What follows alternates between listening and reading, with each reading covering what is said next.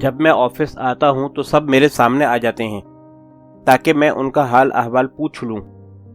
میں کسی سے ان کے کام کے حوالے سے کچھ بھی نہیں پوچھتا، کیونکہ اس کام کے لیے مینیجرز موجود ہیں جو اپنے اپنے فیلڈ سے متعلقہ کاموں کی دیکھ بھال کرتے ہیں۔ میں صرف اور صرف سب کا حال چال پوچھتا ہوں اور تھوڑا بہت ہنسی مذاق بھی کرتا ہوں۔ اسی وجہ سے ورکرز کو میرے سامنے آنے میں کوئی دقت محسوس نہیں ہوتی۔ میرا پکا یقین ہے کہ میری کمپنی کا ہر ایک ورکر میرے لیے میرے خاندان کی طرح ہے، اور میں اسی طرح ان سے ملتا ہوں۔ انسان کی عزت لوگ اس کے ڈر یا پوزیشن کی وجہ سے کریں، یہ بہت بری بات ہے۔ میں کوشش کرتا ہوں کہ لوگ میری عزت میرے اخلاق کی وجہ سے کریں، اور کوئی مجھ سے ڈر محسوس نہ کرے، بلکہ مجھ سے پیار کریں۔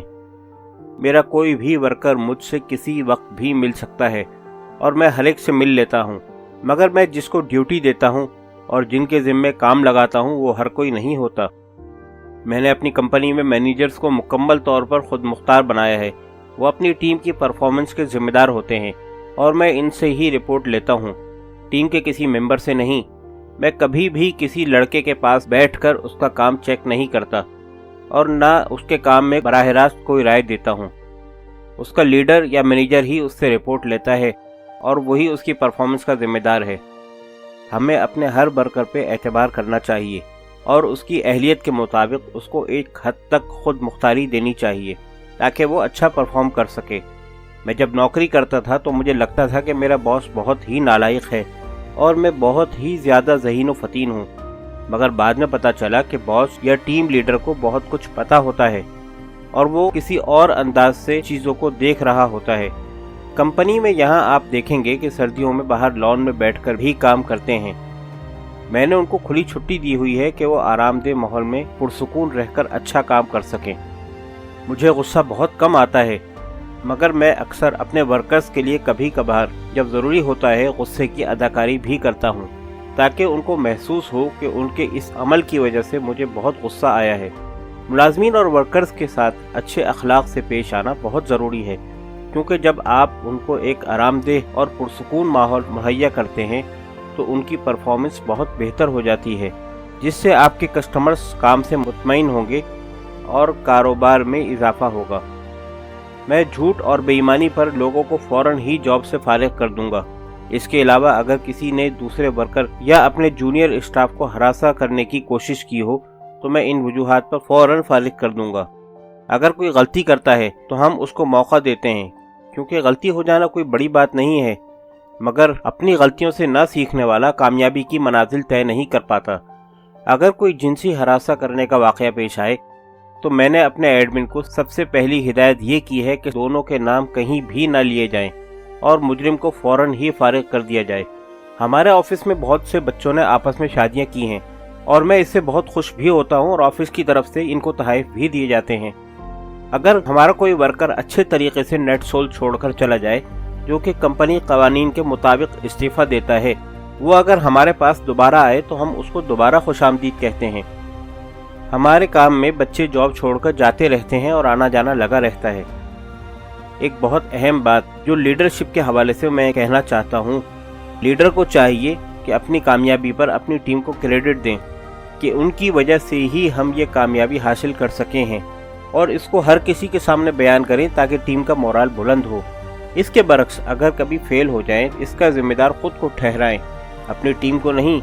ٹیم کو کریڈٹ دینے کے بھی دو طریقے ہیں کہ ایک ان کو بونس کی شکل میں کوئی انعام وغیرہ دیں، اور دوسرا ان کی تعریف کریں۔ میں نے اپنے ایچ آر کو کہا ہے کہ وہ ہر بندے کو اس کی پرفارمنس کی بنیاد پہ تنخواہ دیں، کوئی خاص اسکیل مت بنائیں، کیونکہ کبھی کبھی کوئی چھوٹے اسکیل پہ کام کر رہا ہوتا ہے مگر اس کی پرفارمنس اپنے اسکیل کے دوسرے لوگوں سے بہتر ہوتی ہے، تو اس کی تنخواہ دوسروں سے زیادہ ہونی چاہیے۔ ہم آفس میں بہت پارٹیاں بھی کرتے ہیں، جس کے ذریعے میں اپنے ورکرز سے ملتا ہوں اور ان کو بھی خوش کرنے کی کوشش کرتا ہوں۔ اگر کوئی آپ سے فلرٹ کرنے کی کوشش کرے تو اس کو نظر انداز کرنا ہی بہترین حل ہوتا ہے۔ میرا پرسنل اسسٹنٹ کوئی پروفیشنل مرد ہی ہوتا ہے، کیونکہ جس طرح وہ میرے کام سنبھالتے ہیں کوئی لڑکی نہیں سنبھال سکتی۔ وہ مجھے آدھی رات کو ایئرپورٹ چھوڑ کر آ سکتے ہیں، وہ دن کے کسی بھی وقت میرا کام کرنے کے لیے تیار رہتے ہیں، مگر ایک لڑکی شام کے بعد میرے کام نہیں کر سکے گی۔ پھر میرے پرسنل اسسٹنٹ کسی بھی وقت میری نمائندگی کرتے ہوئے مختلف لوگوں سے ملاقات کر لیتے ہیں۔ میرے پاس ایک میرا کزن کام کرتا تھا جو کچھ عرصہ میرے پاس جاب کرنے کے بعد چھوڑ کر چلا گیا، اور اس نے مجھے بتایا کہ اس کو سیلز کی 50,000 میں نوکری مل گئی ہے، جس میں اس کی ڈیوٹی کمپنی کے سافٹ ویئر فروخت کرنا ہے۔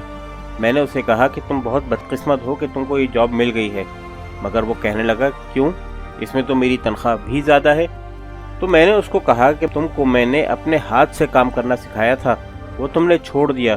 تم ایک ہنر تقریباً سیکھ چکے تھے، مگر اس کو درمیان میں چھوڑ کر تم نے دوسری جاب شروع کر دی ہے جس میں تم نے اپنی مہارت والا کام چھوڑ دیا ہے۔